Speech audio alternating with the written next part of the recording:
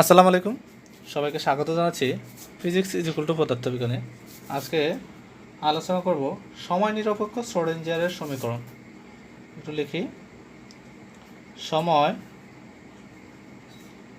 নিরপেক্ষ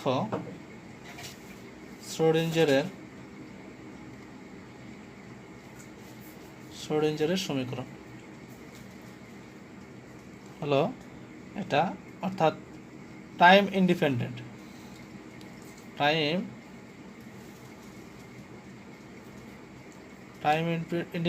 Schrodinger equation.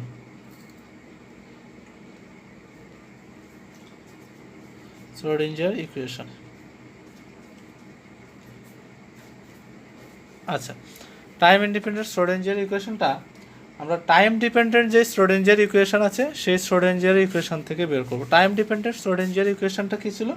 আমাদের time dependent Schrödinger equation ছিল I H cut D psi divided by D T is equal to minus H cut square divided by twice M del square psi plus B psi. এটা ছিল আমাদের time dependent Schrödinger equation, যেখানে আমরা তরঙ্গ অপেক্ষকের কথা বলছি।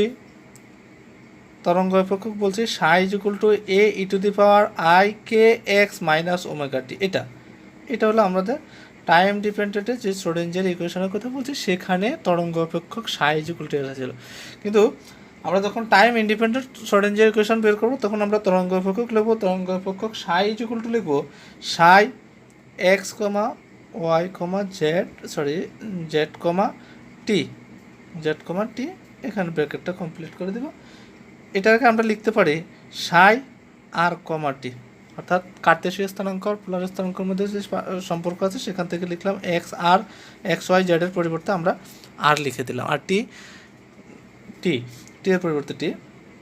এখন আমরা চলক পৃথকীকরণ যেই সমীকরণ আছে, চলক পৃথকীকরণ যে পদ্ধতি আছে, সেই চলক পৃথকীকরণ পদ্ধতিতে আমরা এই সমস্যাটার সমাধান করব। চলক পৃথকীকরণ পদ্ধতিতে যদি আমরা লিখি, তখন এই সাই অফ আর কমা টিকে আমরা লিখতে পারি ইউ অফ আর, অর্থাৎ এই আর যেটা আছে সেটা হলো স্থানের অপেক্ষক, আর টি যেটা আছে সেটাকে আমরা এফ টি লিখি, সেটা হলো সময়ের অপেক্ষক। ওকে, আচ্ছা, তাহলে আমরা এই সমীকরণটাতে, উপরে যে সমীকরণটা আমরা লিখছি, সেই সমীকরণটাতে আমরা এই যে চলক পৃথকীকরণ পদ্ধতি আছে, এটা হলো চলক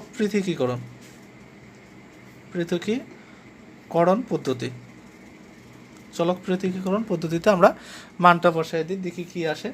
যদি মান বসাই, তাহলে I H cut D divided by D T, আমরা সাইয়ের পরিবর্তে সাই আর কমা টি না বসে আমরা এই যে সাই আছে, সাইয়ের পরিবর্তে আমরা বসাবো কি ইউ এফ বসাবো। এখানেও আর কমা টি আমরা বসাবো না, এখানেও আর টি এগুলো বসাবো না, শুধুমাত্র যে আমরা যে স্থানের অপেক্ষক কী ধরছি ইউ এবং সময়ের অপেক্ষক কী ধরছি এফ ধরছি, সেগুলো আমরা বসাবো।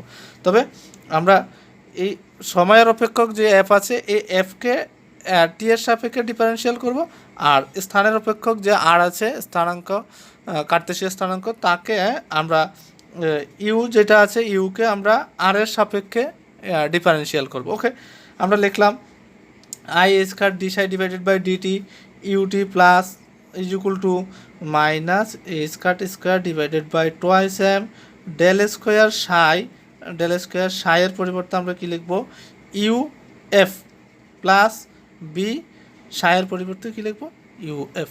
এটা আমরা আমাদের মানগুলো বসানো হয়ে গেল। এখন এখানে টি এর যে অপেক্ষক আছে, টি এর অপেক্ষকের কারণে আমরা শুধুমাত্র এফকে ডিফারেন্সিয়াল করবো, ইউকে এদিকে নিয়ে আসবো। আমরা যদি লিখি I H cut U D F divided by D T is equal to কি লেখা যায় minus H cut square divided by twice M. এখানে ডেল স্কোয়ার যেই ইউ এফ আছে, এই ডেল স্কোয়ারটা আমাদের কিসের ইন্টিগ্রেশন ডিফারেন্সিয়াল, সেটা আমরা জানি যে ডেল স্কোয়ার, আমরা জানি del square is equal to del divided by del X, del divided by del R, del divided by del Z. এটা এক্স ওয়াই জেডের যেই আমাদের ডিফারেন্সিয়াল আছে তার পরিবর্তে আমরা ত্রিমাত্রিক স্থানাঙ্ক ব্যবস্থায় ডেল স্কোয়ার লিখি।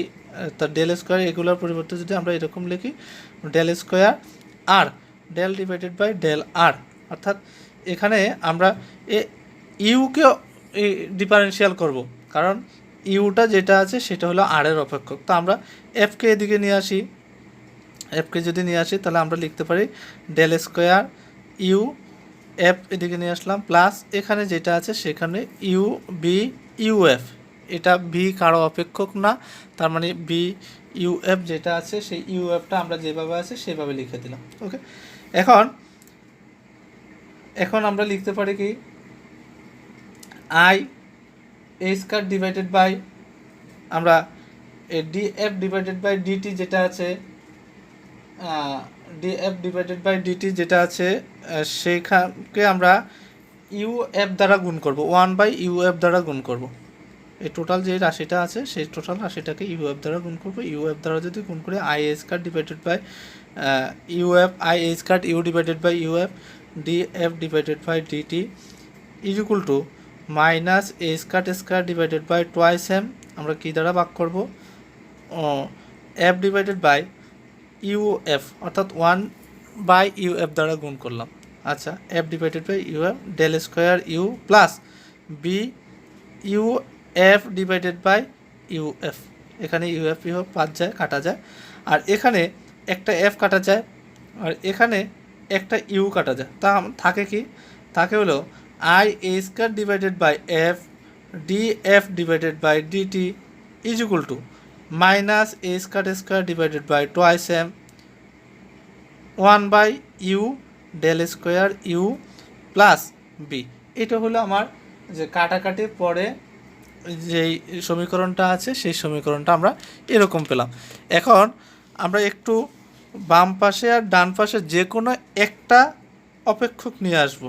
এদিকে আমার যেটা আছে I A square divided by যে অংশটা আছে সেটা দেখো এখানে টি এর অপেক্ষক, টি হলো কি সময়ের অপেক্ষক, আর এইটুকু যে অংশটা আছে এই টোটাল অংশটুকু হলো আর এর অপেক্ষক। আর মানে যে কার্তেশীয় স্থানাঙ্ক ব্যবস্থায় পোলার স্থানাঙ্কে এক্স ওয়াই জেড এর পরিবর্তে যে পোলার স্থানাঙ্ক আর বসায় সে আর এর অপেক্ষক। আমরা যে এখানে যে তরঙ্গ অপেক্ষক বলছি সেই তরঙ্গ অপেক্ষক আর কমা টি বলছি, psi is equal to psi R comma T.